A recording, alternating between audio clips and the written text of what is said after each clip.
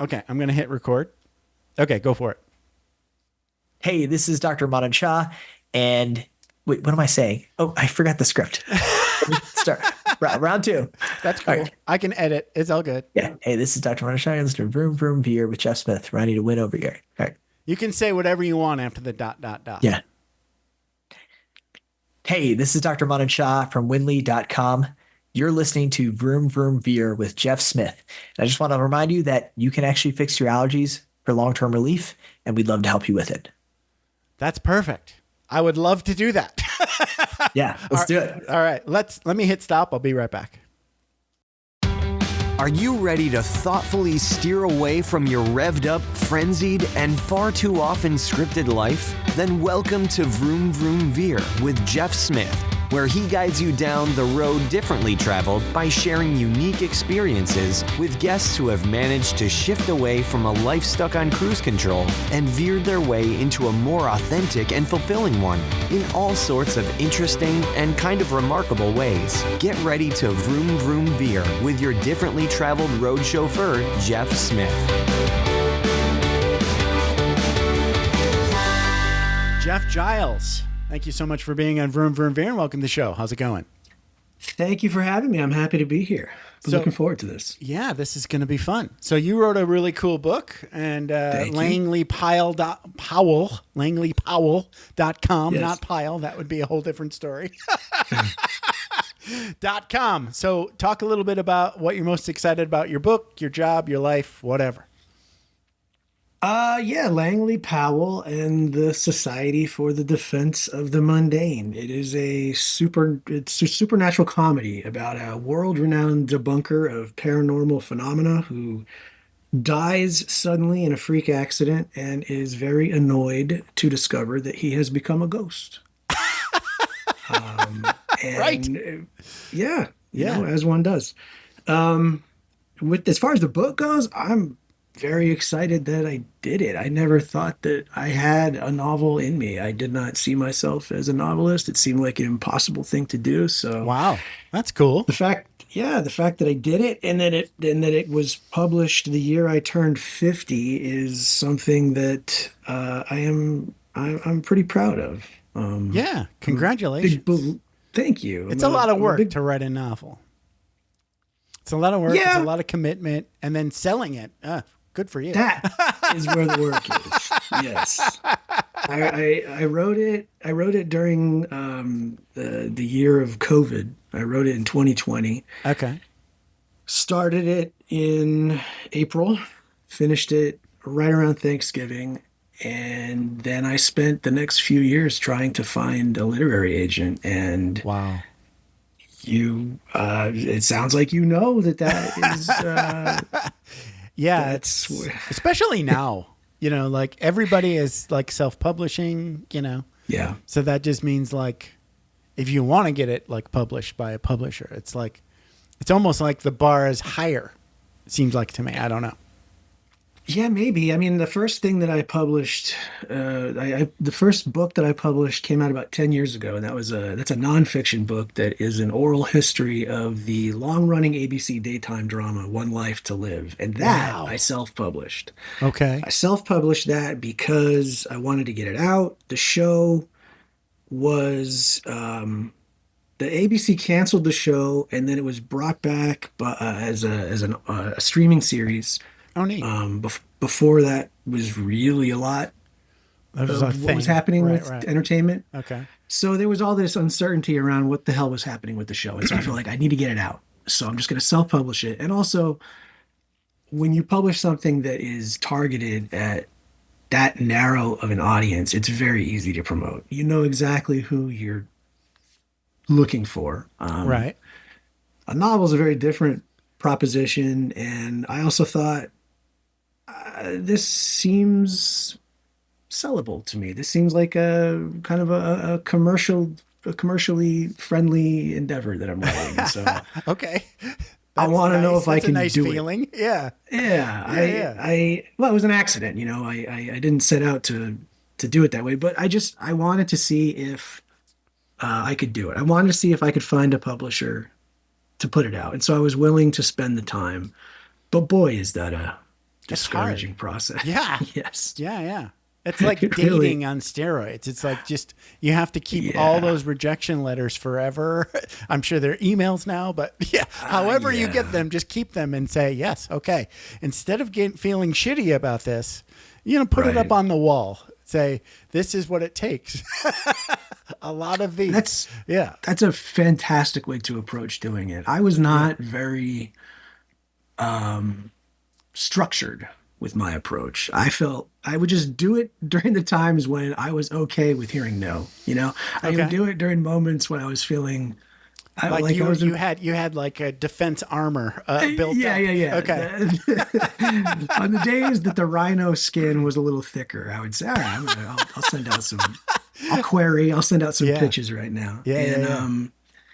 Sometimes you get the email. It's actually a little bit of a victory almost when you get the rejection email, because a lot of I think I'm sure you've talked to enough freelance writers that maybe that in that world the default way of saying no thank you now is just not to respond. So lots of times you just don't hear back at all. Right. It's a slog.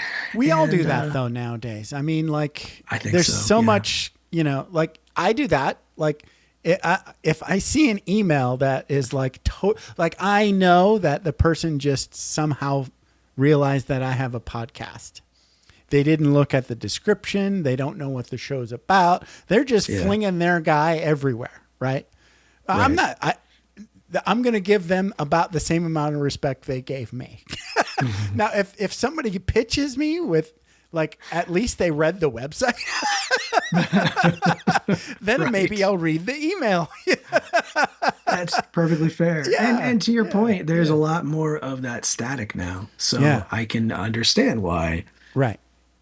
You just don't have enough time to respond to everybody. Right. He'll figure it out.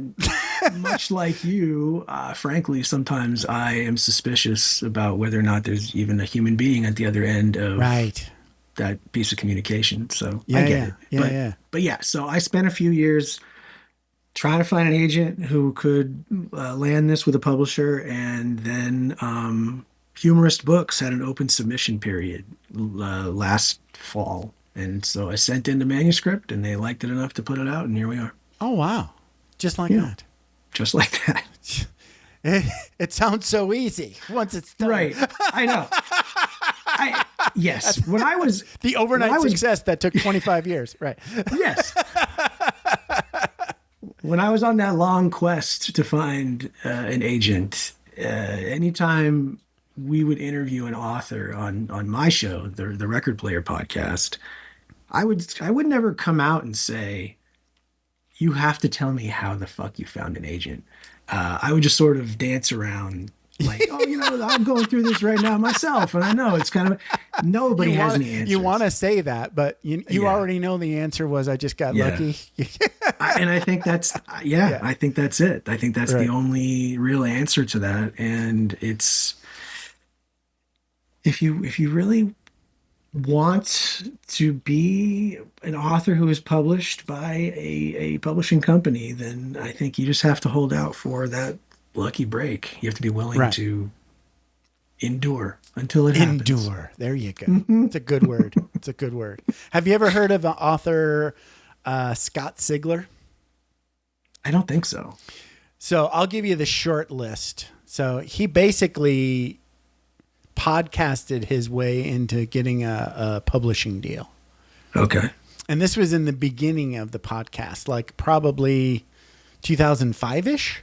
So podcasting version 1 or 1.5, I don't know, right? But that's pretty early podcasting. But he was he had the book written, and he just decided to sit in his closet, with a microphone and a mixer and a computer and just record it. And it turns out he's really good at that.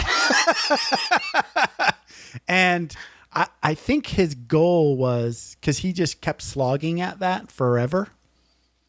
And then he was like, okay, if I get a #1 rank on a self-published book in some category on Amazon, right? or if I can say I'm bringing this audience to a table, maybe that'll be enough fodder for a publisher to look at my shit. Right. Right. It worked. I mean, smart. innovative, but like, oh my God, you talk about a slog. Yeah, I know. I mean, he voiced every character. Like, I couldn't do that. No way. I couldn't do that. Yeah, no way. So he just happens to be that guy. I think that's the path of self-publishing an ebook that is very narrowly targeted to a very specific audience, and then that's super doable now. Yeah. Super doable. And I've seen a lot of ads. As you can imagine, all of my social feeds are clogged with, all kinds of promises for authors. But I do see a lot of ads saying, here, we'll show you how to write a book that will make you seem like an authority in something. And then, off to the bestseller lists you go. So I think it seems like a path that some people have taken. And now you have AI tools that promise to write the book for you. So talk about ghostwriter. Yeah. I will say I'm okay with AI in certain instances. So like I've been using AI to do my show summary by AI. So basically it ingests the MP3 and spits out. First, it does a transcript, and then it kind of like reads it and goes, this is what I think I should say. It's pretty good. It's good enough because nobody reads that anyway.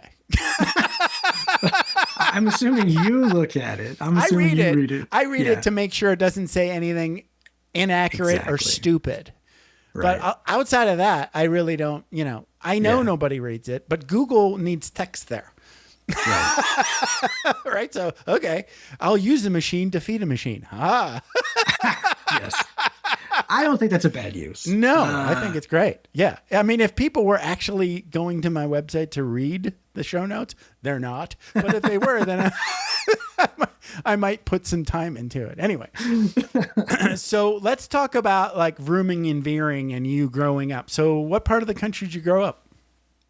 I was born in northern New Jersey, but I grew up in a town called Santa Clara, which is adjacent to San Jose in the Bay Area. Santa Clara, yeah. Santa Clara, now known for being where the 49ers play their home games. Right. But that obviously was not the case when I was there. And then got married. And my wife and I decided we wanted to raise our kids in a part of the country that had less traffic and fewer strip malls. And so now we are in New Hampshire. Wow. That's a big difference. Holy cow. Wow. Well, when I was very young, we lived in extremely upstate New Jersey. The Appalachian Trail ran through the part of the property that we were on. That's great. So in my head, I always wanted to get back to the woods, I guess. Yeah. And that. Hey, I grew up in Michigan. I live in the desert. I've kind of, so like for like the first, 2-3 years of living in the desert, I was like, how can people live here? Right. Yeah. But the desert beauty will creep up on you and then you see it. I get that. So like desert, it can look like a forest. It's just much smaller vegetation. For a long time when we were in California, especially as a young kid, I thought, man, I hate this. It's all, dirt concrete and rock. asphalt. Yeah. Even when you go out in the country, it's like, it's dust. And then there was a sitcom in the 80s called Newhart. I love Newhart. Which iteration? The second one. He played an innkeeper in Vermont. Okay, gotcha. And I thought, well, that's it. This is where I want to. I want to live in Vermont when I grow up. And so I had it in my head. Did you see the end? The last episode? Yeah, of course. That was awesome. It's one of the best sitcom finales of all time. I know. Absolutely. Yes. Let's not talk about it.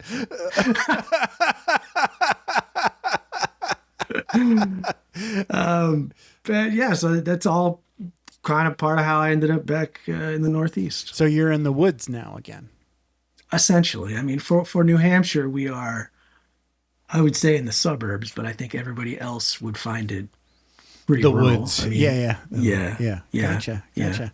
Yeah. I love the woods. My wife is a city girl, strangely enough. So she's from Japan, and her parents live out in the middle of the boonies, right? But it's Japan, right? So like you can walk from my parents' house like 5 minutes, literally get on the train, and that train goes everywhere, right? It's just, then you can go to Tokyo and Kyoto and Osaka. You can go everywhere, you know? So there's only so much boon to be had. Yeah. There's so much boon. It's not like you got to drive a million. If you try to go to the boonies in the States, there's no train that goes there. It's Right, even hard yeah. to fly to the boonies. Yes. Yeah. Yes. You have to yes, take a yes. series of flights. And then planes, trains, and automobiles. Yes, it's a pain in the ass, but not Japan. So say what you want about Japan. The trains rock. But anyway. Okay. So you got married, you moved. All right. So let's talk about like some of the big veers and vrooms in your life. So what was your job basically? Were you always like employed as a writer somehow or some way? I started writing for money in middle school.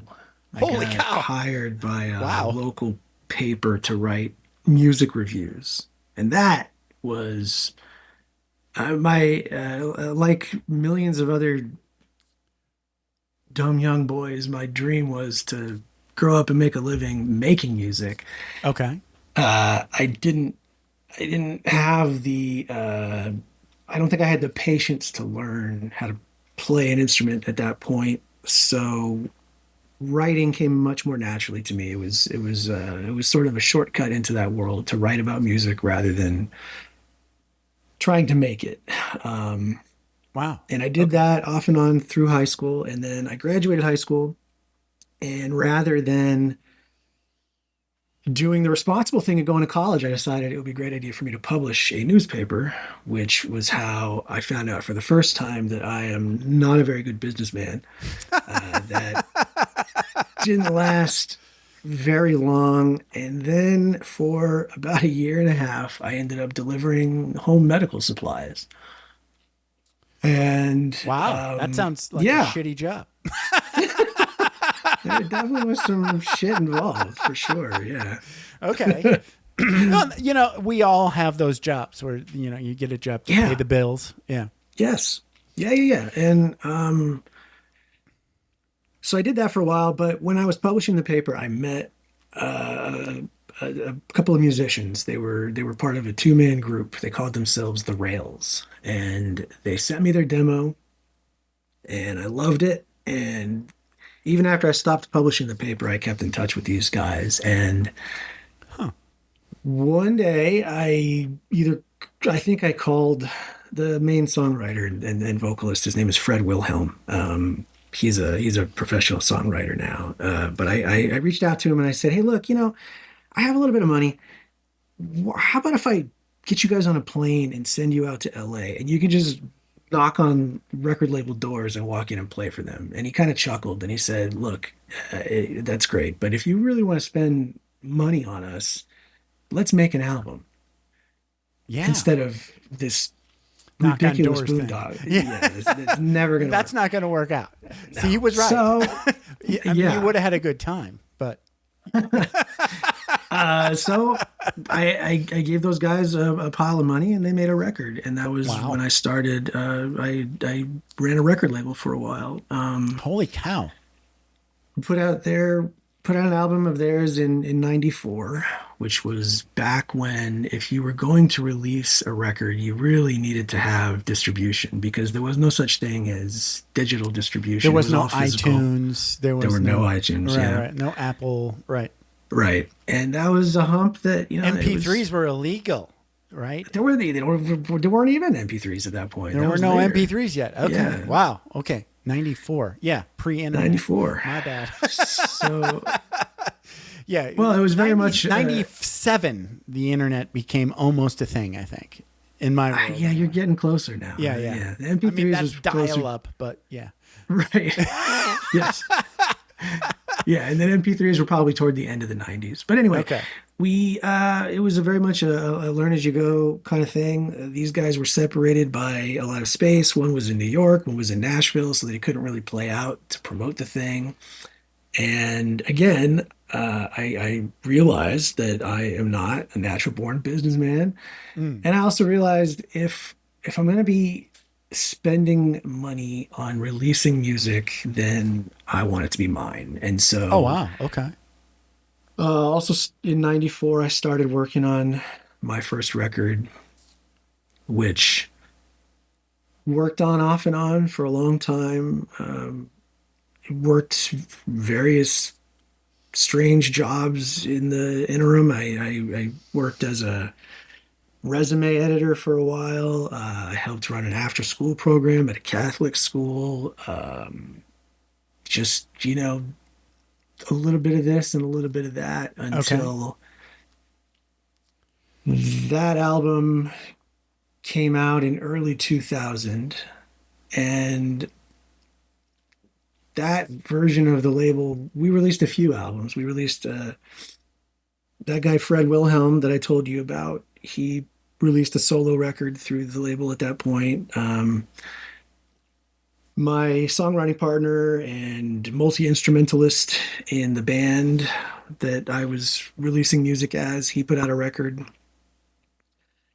And at this point, digital distribution was starting to become a thing. MP3.com was starting to become a thing. Right. So it was easier to get the word out. It was easier to distribute.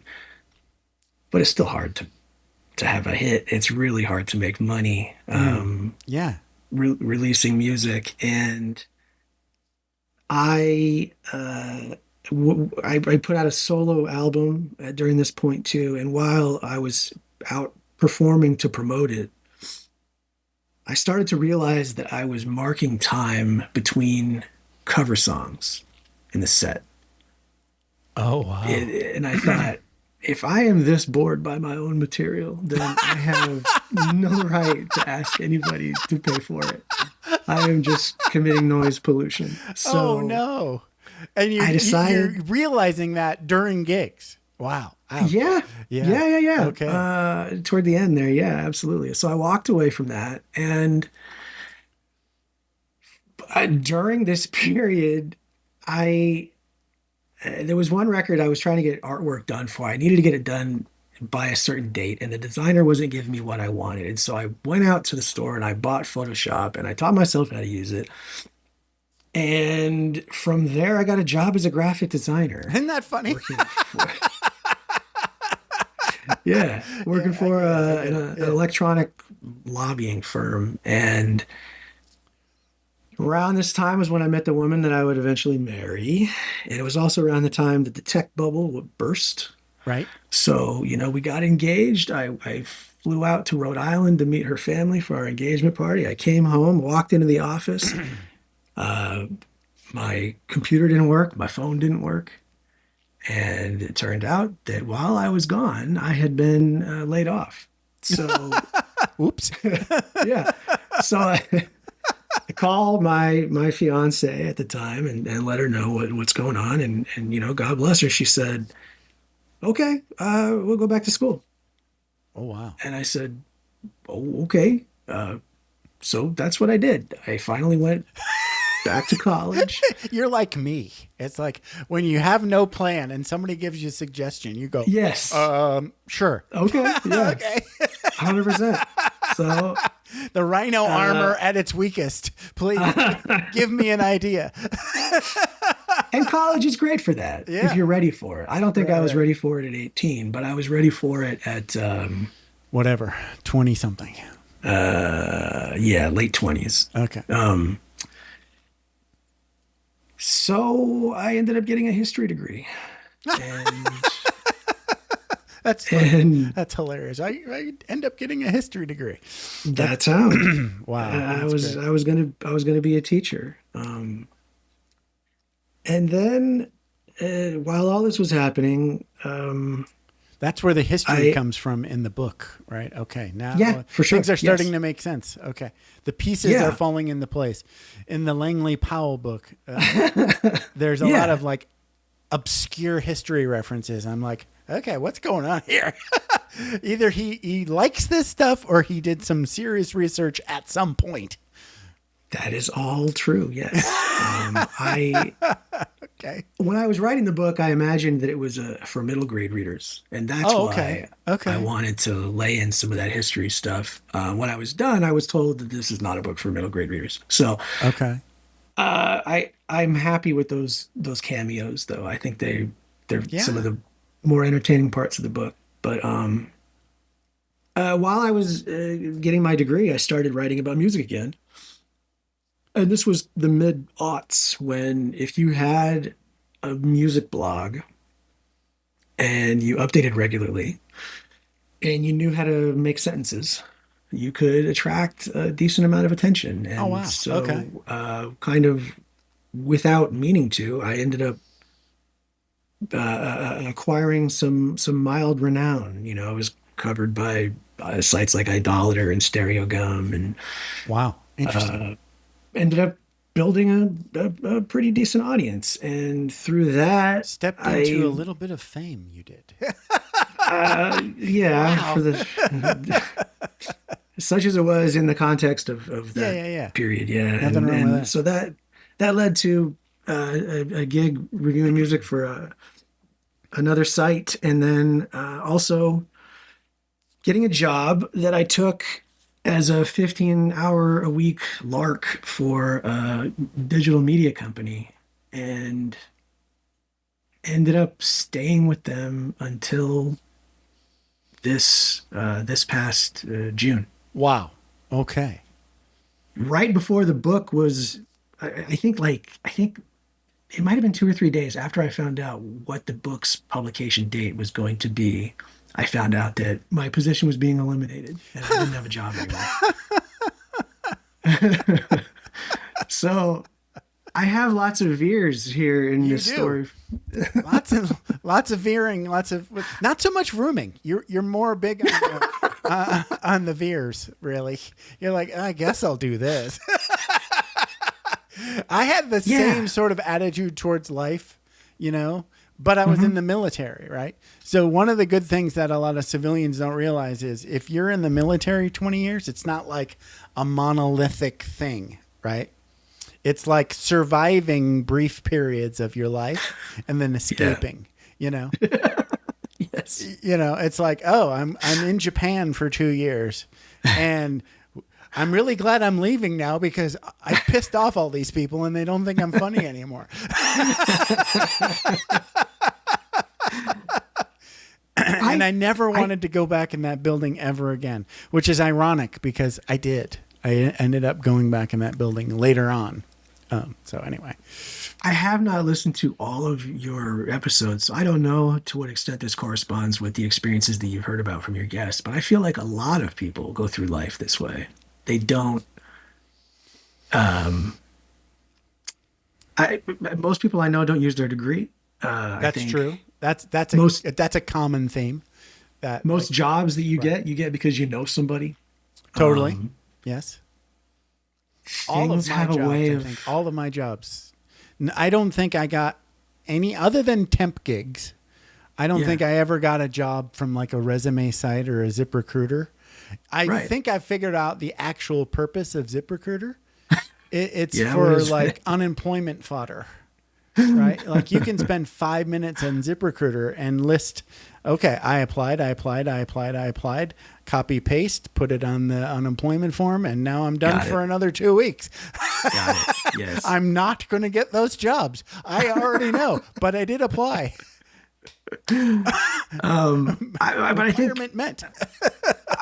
I think most people probably don't go through life with an abundance of intention.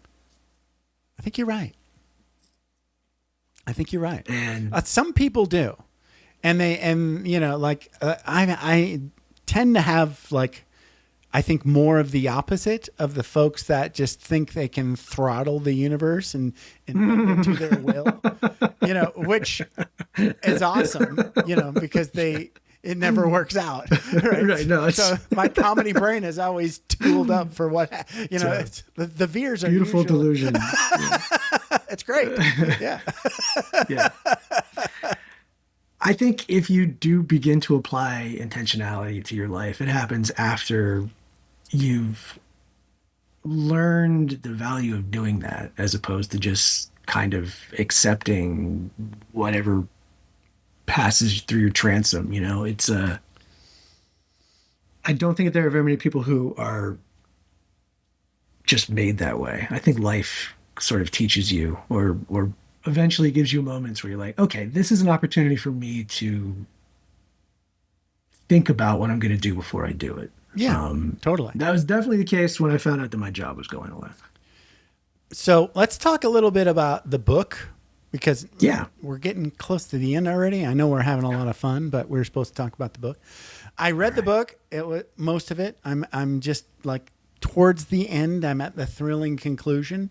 So we're going to try to talk about the book and not give away any spoilers. But first question is do you really like mundane shit? Because it's in the title. But because I do, I really do appreciate, like, I made up this phrase. It's like a word, mundazing, right? Mundazing, It's finding the amazing in the mundane, right? Like, I had this like moment of clarity on a bus in LA once, where like I was the only one that wasn't on my phone and didn't have earbuds in, right? I'm just enjoying looking out the windows and like people watching, right? Everybody else is somewhere else.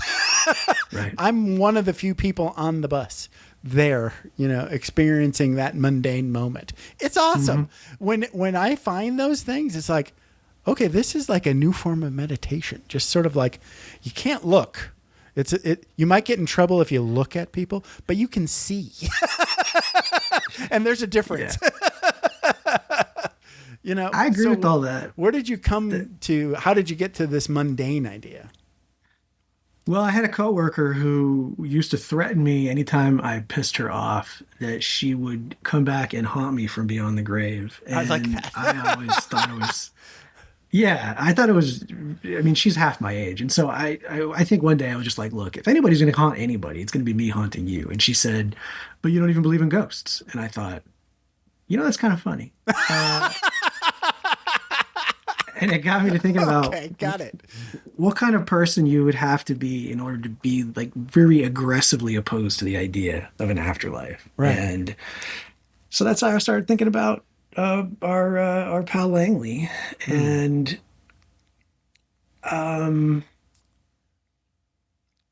yeah, the more I thought about who he was, all those things that he says in the beginning of the book about the dictionary definition of mundane and how most people think of it as being when you say mundane, you mean dull. Yeah. Dull, But yeah. really it just means Ordinary. something that's here, Yeah. something that's here on earth, something that we can see and relate to and whatever. Right.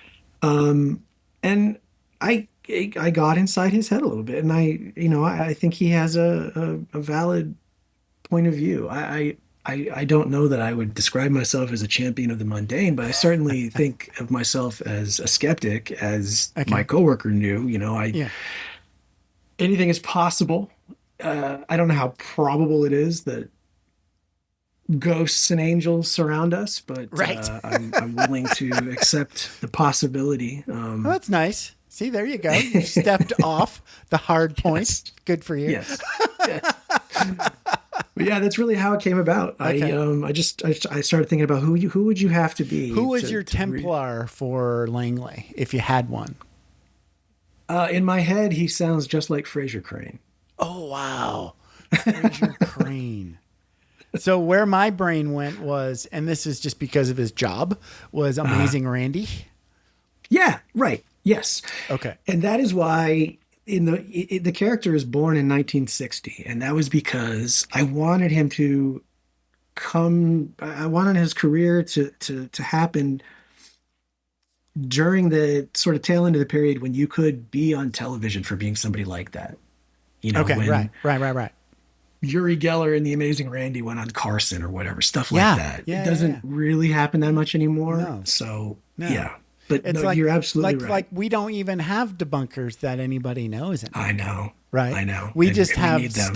skeptics that talk to other skeptics and say it's all bullshit. And then then we have the other side thoroughly and dutifully ignoring them, making money with their with their thing, you know. Yeah. And they don't really even get together anymore, you know. This era, I think, has shown us the blurry line between being a skeptic and being a conspiracy theorist. Yeah.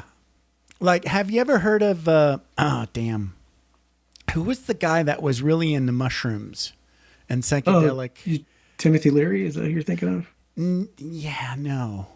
One of his buddies. And now I can't, of course, as soon as I get on the show, I'm blank.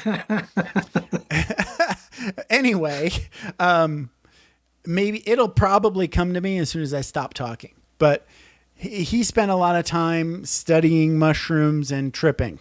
Okay. Yeah. And him and his brother wrote a lot of books. He became famous for LSD and mushrooms and stuff. And he was big on this whole idea of, you know, whatever you believe, it's probably going to be wrong about like anything that's important, you know, other than mundane shit. So maybe we should come up with a system of non-belief. And I kind of like that, you know, personally, you know. I took a critical thinking class in college, and there's a book. I think the guy's last name is Shermer. There's a book called "Why People Believe Weird Things," and more people should read stuff like that. More people should take critical thinking classes. Totally. Yeah. Actually, my buddy who ended up being a chemical engineer was like, you know, when you talk like that, I realize you don't know how to think. And, you know, he's my best friend, so I can't be offended. I went, love you. Don't know what you mean. Please explain. And he says, well, you know, when you do math, you have to do these things called critical thinking. Right. And you have to examine facts. You have to figure out like what's opinion, what's fact. Like a journalist is supposed to do that. A writer is supposed to do that. Right. Yeah. Figure out like a fact has like some things you can define. Right. Things you can know with personal experience now. Right. With your senses. Those are verifiable facts. Anyway, we digress. So great book. Let's talk a little bit more about like, so are you a fan of Douglas Adams and Hitchhiker's Guide to the Galaxy? I read it within the last few years. I didn't read it until after I had written this. That's good. Oh, wow. That's neat. Cause it has so many of the vibes. So that's interesting. I've heard that, and I take that as very high praise. I read it. I tried reading it when I was in middle school, and for whatever reason, it just didn't land with you. It didn't land. I didn't finish it. But I really enjoyed it this time around. And I take that as high praise when people say that there's a little bit of that Douglas Adams spirit in it. It's a vibe. That. It's a vibe. I think mostly it comes from Frank. And the idea, I like Frank. I love Frank. Frank is the best. Frank is like, so like the vibe that have you watched The Umbrella Academy? I have not. Okay. So there's a character I know what you're talking much about, like Frank in Umbrella Academy. Okay. So he's like older than he should be and walking around in a young man's body. Yes. So he starts out as like, I don't know, like a middle schooler, you know, and then he finishes the show on TV. He's probably 20 something, right? Okay. But he's supposed to be a kid the whole time. And he's older than everybody else. And that's Frank. In his mind, right? Yes. So that was the vibe I got out of that. And you don't even know the reference. So that's awesome. See? Like my kids very quickly determined that Frank was the literary term is a self-insert when the author, puts himself in the story. Gotcha. They're like, oh, Frank is you. Yeah. Frank is your voice. Okay. Apparently, which again, I take as a compliment. Frank made me laugh a lot while I was writing the book. Well, when Frank's not around, the show gets a little too serious, but there's this big swath of we're in the past and everything's getting really serious with Neville and the family. Yes. And I missed Frank. Yeah, I did too. And I took that as a good sign. There were times when because I could have had Frank on every page if I allowed myself the indulgence. But if you're just goofing and telling jokes all the time, then you're not really telling very much of a story. That's true. And without you need really a little thinking about gravitas. it. Yeah. Yeah. And I didn't none of this was planned to a great degree. I wish I could take more credit for what I think is a story that is pretty balanced and has some thoughtful stuff in it, in addition to the jokes. But that's just kind of how it came out. I'm waiting for the pay. I'm not going to ruin this, but just between you and me, I haven't had the fish gag paid off yet. So I don't want to say what I'm expecting because it'll be spoilerific, but I'm waiting for that payoff, and it better pay off or I'll come back. I can't wait to hear from you about whether or not it paid off in the way you wanted it to. It doesn't have to be, it doesn't have to be right. I just want a payoff. Right. It's your job to come off with that payoff, but it has to pay off. There was a show. Oh, what? It was Attack of the Killer Tomatoes Part 2. And believe it or not, it starred George Clooney. I was just going to say that. Yeah. Yep. In the beginning of the movie, one of the very first scenes, he throws a pizza dough up in the air. And you promptly forget about it. And then at the end of the movie, it lands on his hand. Thank you. Yes, that is. I appreciate that payoff. You see that. I don't really care what the gag is. I've never talked to anybody before who took time out to offer words of praise to Revenge of the Killer Tomato. Great. Well, it's not good. It's not. I don't want to call it good or great, but it's worth watching. How's that sound? Because of Clooney. And because of the whole product placement gag, that was hilarious. Big break for Clooney. I think he probably filmed that on hiatus from The Facts of Life. Whoa. Wow. Then. Holy cow. See, now look at you. There's the history major. Yeah, that's right. That's sitcom history was a big part of the degree. This has been a blast, Jeff, but I got to respect your time. We got to close out. So how can folks best get in touch with Jeff Giles out there in the internets? You can just go to langleypowell.com. Gotcha. The first chapter of the book is there. There is a link to my site where I have a newsletter that I try to publish. I try to publish 6 times a week. I haven't done it in a while, but at least 2 or 3 times a week, I publish stuff about, generally about pop culture. And all the other links are there too. I have an account on what used to be called Twitter. I don't really use it now, but I am fairly active on Blue Sky. You can find me on Instagram. You can, I'm out there. I am not, there's another Jeff Giles who also used an author.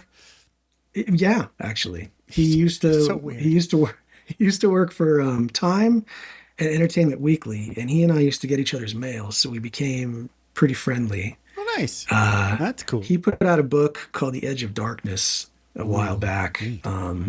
I think that was the first thing that I found. Yeah, when I said I Jeff bet it Giles, is. Yeah. author, not you. So if you find The Edge of Darkness, I did not write that one. It's been a while since somebody tried to dunk on me for this. I am not the Jeff Giles who predicted that M. Night Shyamalan was going to be the next Spielberg. That is not me. That's the other Jeff Giles. Okay. But anyway, I'm not hard to find. You can find me out there. There's a lot of other Jeff Smiths. I bet. Yeah. Including the Bone guy. What? The Bone guy? Yeah, I think it's Jeff Smith. There's a really popular, really wonderful, long-running comic called Bone. And I believe that the guy behind it is named Jeff Smith. This is going to be very embarrassing if I'm wrong, but I'm pretty sure his name is Jeff Smith. I'm going to stick with the Frugal Gourmet. I think he's dead. I stopped trying to Google Jeff Smith a long time ago. Oh, it must be. No, I kind of Yeah. like it. I kind of like it. Hiding in plain sight, right? I'd rather be rich and anonymous. That was my goal. That is wisdom. You are a wise person. Jeff, this has been a blast. Thanks for writing a very funny book. Take all my feedback and republish it. No, I'm just kidding. I can't wait for the thrilling conclusion. I can't wait to hear what you think. And thank you again for making room for me. I appreciate it. It's been a This was a lot blast. of fun. Yeah. Your email pitch was good. You actually read my website. That's right. So thank you, Jeff. You have a good one, and good luck with that microphone. If you want tips, let me know. Thanks a lot. All right, I'm going to hit stop. Thanks for taking the time to ride along with us on another episode of Vroom Vroom Veer. For podcast info and show notes, be sure to head over to vvveer.com. That's VVER.com. Man, that's fun to say. And we'll catch up with you next time here on Vroom Vroom Veer.